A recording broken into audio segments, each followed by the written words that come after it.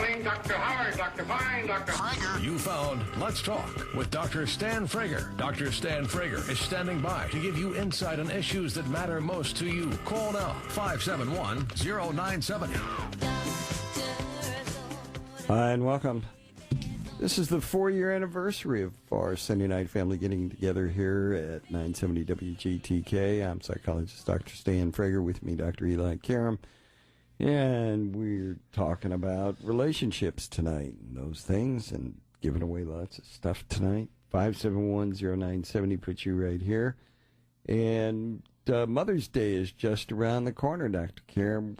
What do we got? Yeah, lots of people also come in to see a relationship-based therapist when they have problems with their mother or even their mother-in-law. So what can you do at this time of year if you're feeling a little ambivalent about this seminal holiday? And it also precludes the fact that your mother is still alive. Lots of people have lost their mother, and what they need to do this time of year is find some way through ritual or through remembrance to honor what was good about that relationship. But let's say your mother is still around, or your mother-in-law, and you have a strained or distant relationship. What can you do? Well, you should stop fighting about the things that you can't change, i.e. things that happened in the past, things that your mother or mother-in-law did that can't be taken back, and really move towards acceptance.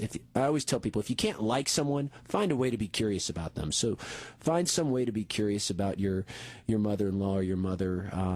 Just showing an interest. Yeah, find something you like about her, and focus on the positives you've created in your life. Some people have such a chip on their shoulder. They say, well, I'm never, my mother has never accepted this part of me or that part of me. Well, don't let the way one person views you define who you are. Focus on the positives you've created in your own life, as far as if you're a mother yourself or the type of mother you want to be. And that's really a natural buffer, too, as far as, how you see yourself different. If you are in a relationship with your mother, be clear on what you're willing to do and what you're not willing to do, Dr. Stan. I mean, you got to have boundaries. And just because you kind of put your own family first, what we call in the profession your family of procreation, that what you create, it doesn't mean you're a bad a child to your adult parent. It just means you have to be clear on your boundaries. So very often people will come in and they will complain.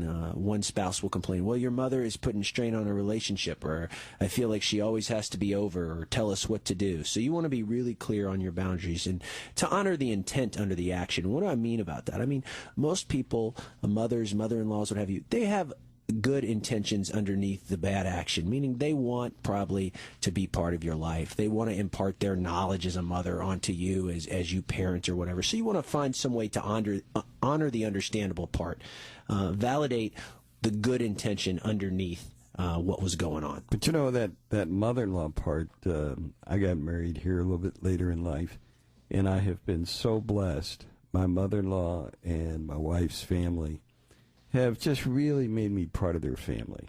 And I start getting choked up when I start thinking about it. But my mom of blessed memory died about 8 years ago or so, and father died, I guess, about probably 20 years ago. And I feel so blessed to be part of their family. And when they have holiday get-togethers and family get-togethers, I'm really part of the family, and what a wonderful thing that's been for me. I'm glad you brought that up, because sometimes, too, if you do not have your own mother still living, it's almost like you can have some of those same feelings and some of that same kinship with an in-law. So, I saw emotion in your face as you were telling that story for our listeners out there. It's true, though. It's like, always honor, if you do have a special relationship with somebody, you don't never know when you're going to have an opportunity to do it. People always delay or wait. Always honor that moment and tell somebody if they have made an impact on your life, especially on Mother's Day. And I think we have people in our lives that aren't our biological parents, that are surrogate parents to us or have mentored us in a way. And I think it's really important to honor those people, whether it be through a card if you're not a face-to-face person, but some way, as we have this holiday next Sunday, to honor those significant women in your life is very important.